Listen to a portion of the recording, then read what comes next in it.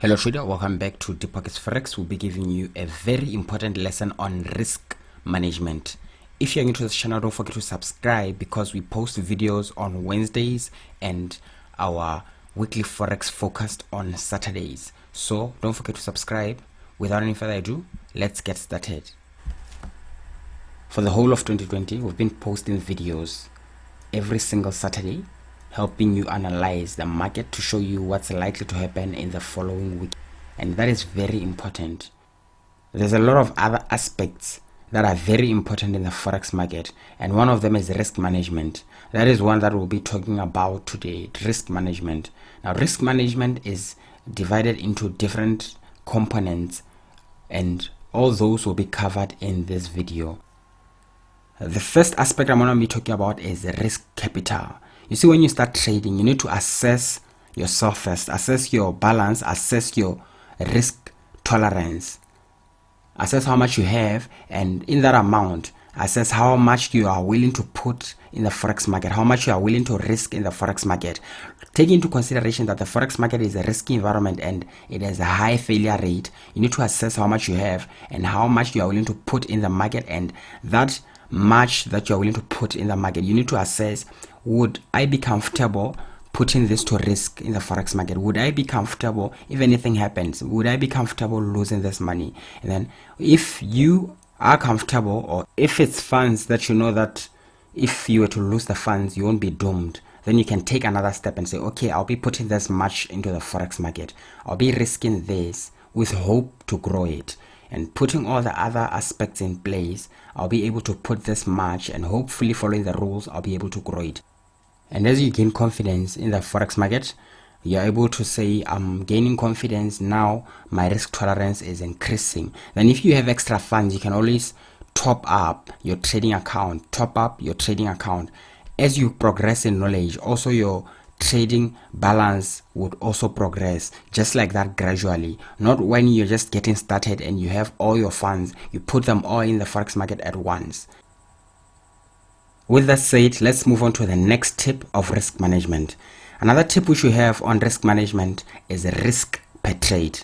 So if you are trading in the forex market and you say, okay, I'm looking at Euro GBP and I want to enter this trade, you should be able to be in a position where you say, I'm only looking forward to lose a maximum of 1% on this trade.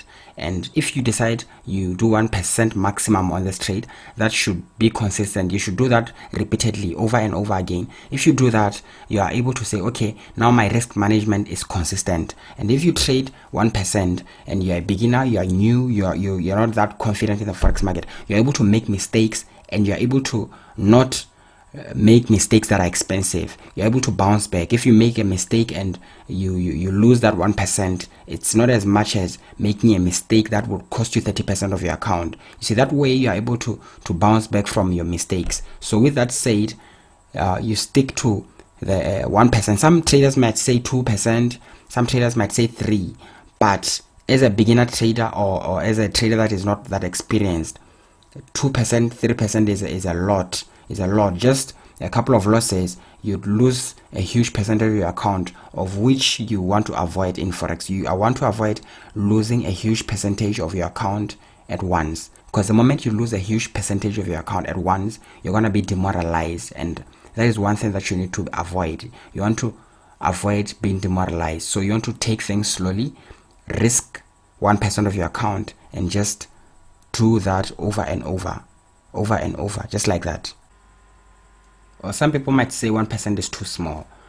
1% is risk which can be really good if you are using risk to reward. If you are looking for big waves that are able to cover a lot of pips, you are able to make even more. You are able to make maybe 5% if you get maybe a trade that moves a ratio of 1 to 5. You're able to make 5% or even more. Some trades may even move more, and if you catch those trades or those waves, you are able to make even more, but just risking 1%, being on that safe zone, 1%. So 1% is not really a bad risk choice.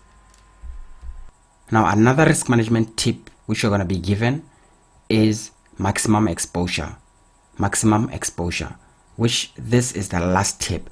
And in maximum exposure, you need to understand how much you are willing to expose in the forex market. How much funds are you willing to expose in the forex market all at once at the same time? Let's assume that you are running GBPUSD. You are running GBPUSD at 1% risk. You are risking 1% of your account on GBPUSD. Then you see another trading opportunity on Euro NZD, and you decide, okay, let me go for 2%. And you are risking 2% of your account on Euro NZD. Then you see another opportunity. You decide to risk 2% again on Euro AUD. So when you risk all that, you are exposing 5% of your account. You should ask yourself a question: are you comfortable with risking 5% of your account all at once?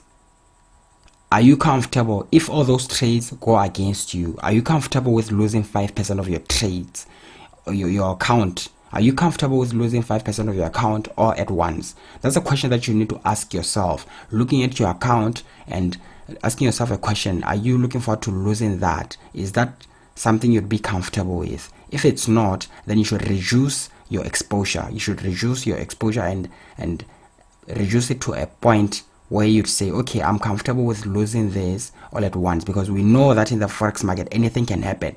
No matter how much you're confident in a particular entry, there can always be a bad move against you. There can always be a bad move against you. So you should always be prepared for that. And as you manage your risk, you should also always keep that in mind and know that it can happen at any given time. Now, with that said, those are the 3 tips we had for you on risk management. If you find our Wednesday videos helpful, please let us know on the comment section so that we can keep on producing more videos like this. Thank you.